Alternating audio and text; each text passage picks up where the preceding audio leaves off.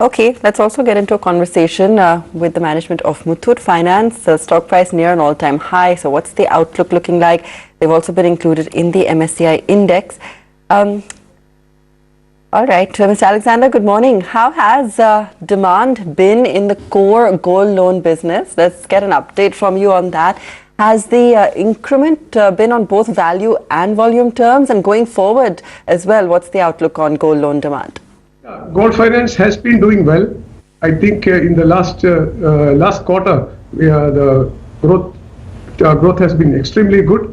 AMs have been showing good growth, and I think and I'm sure that we had given a guidance of 15% growth in this quarter, in this year. I'm sure we will be able to achieve that, and if things are looking good like this, probably a little better than 15%. But the minimum 15% growth which you have guided, I think we should be able to achieve that. That's the uptake of gold loan business all over India. 50,000. Let's say we don't know, you don't know, no one knows. But I'm just trying to understand, when gold was at 40,000 and if it goes to 50,000, what happens to your gold business? Will there be an incremental kick, number of transactions which kicks in, because the collateral value will go higher and that surely will aid your business? Can you construct a scenario for us? Yeah, I think we can construct it in two scenarios, two aspects to it. One, as far as the company is concerned, whatever loans we have given to the customers, the collateral value goes up, and probably, certainly, our strength of the collateral will go up because if the price goes up. The second is, there are certain number of customers who would want maximum amount of the value of their gold as loan. So for them, instead of borrowing 20,000 rupees, they may be able to borrow 22,000 or 23,000 rupees. So that also will definitely help customers in that. But thirdly, I think when gold is seen as a commodity where price etc. is going up, it is good. People will start thinking about gold, and taking gold loan would more and more people would think of taking gold loan, because today, although we have about 20,000 tons of gold in the country, not more than 2 or 3 tons of gold is there in the organized lending market.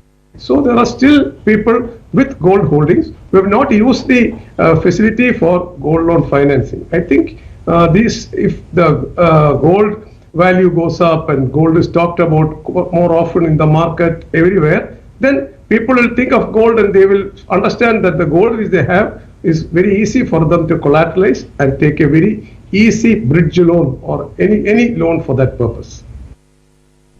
Your subsidiaries contribute about 13% to your overall business. Do you see the share rising? And if so, what would be the focus areas for growth for you? See, our focus areas for growth would be all India, and probably we are opening branches all over the country, and we are there in every place. So I think our focus would be to go to places where we are not there, because reach is also important in a gold loan business. We have to be there where the customer needs the money, and whenever customers may not be willing to travel miles and miles to go to a place to pledge his gold or to give his gold. So we should be almost near a place where the customer will find it convenient to come to the branch and probably pledge the gold, because physically the gold has to come to us. That is that's the key factor for this gold loan business. The gold has to physically come to us so that we can give the gold loan. Let me reverse the scenario. I talked about 40 going to 50. Let's talk about 44 going to 40. Will there be a drop in business then? I don't think there should be a drop. The drop in business can happen only if people don't require money. If they require money, what we have seen is probably a very, very small percentage of loan business customers, as I said earlier, who are wanting the maximum, will not get that amount. They will get a 10% lesser than that. But then, if really a customer needs more money, if he has gold with him, he can bring more gold with him. So instead of giving 10 grams, he can bring 12 grams. Instead of giving 2 rings, he may give 3 rings to get the money which he wants.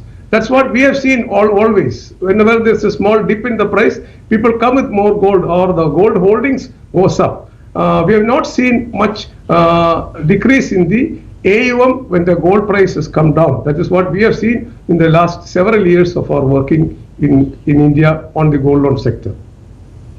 A decade ago, you were only a gold loan company. What was Muthoot? What was Manappuram? A gold finance company. That's it. It would start there, end there. You've diversified. Next 5 years, how much of your business will come from non-gold? And how much more than business, when I say business, how much your profit will come from the non-gold businesses? See, gold loan business is one of the best lending business because there are no NPS there. The AUM is always growing, and there is liquidity always in the market. So the gold loan business is one of the best business, and our focus will be on the core gold loan business. As of today, we have 90% of our business on gold loans, and 10% is what we have other than gold loan, which is the home finance, the microfinance, the vehicle finance, etc. To answer your question about the after 5 years where we should be, we would think after in the next 3 to 5 years, our non-gold loan business should go maybe 15% or maximum of 20% in the next 5 years. But our focus will always be gold, and we will not shy away from giving maximum thrust to the gold loan business, because then your question was about the yield, etc. The yield, etc. is always the best in the gold loan business. As I said earlier, this business has very little NPS, very little or no loan loss because of that. So because of NPS, and it is very short term. So that is why we feel that the gold loan business should be there. But the difficulty with gold loan business is that the average tenure is just 4 to 5 months. So we have to keep on building new customers, or see that old customers come back to us again and again for taking these short-term loans. That is one of the difficulty of this business. But since we are there in the market, since customers know about Muthoot, customers know about gold loan, they prefer to come to Muthoot for their gold loan business. All right, Mr. Alexander, appreciate your time. Thank you for joining us. Let's take a break with the news that it's a bit of a skim from the top for Indian markets. Nifty is trading with it's not cut or it's not like shaky. It's trading with a flat bias. The breadth is looking just about okay. So in the morning when we walked into trade this morning, we thought that TCS would drag the market down, Reliance will not do anything large, and then HCL Tech would come up. So let's mark those 3 stocks before we take a break. Reliance, TCS, and then HCL Tech, the 3 big numbers which came on Friday, and markets are reacting to those numbers today. A break with the news that none of the large heavyweights today are firing full cylinders, and HCL Tech also surprise, strong numbers, but it has reversed completely.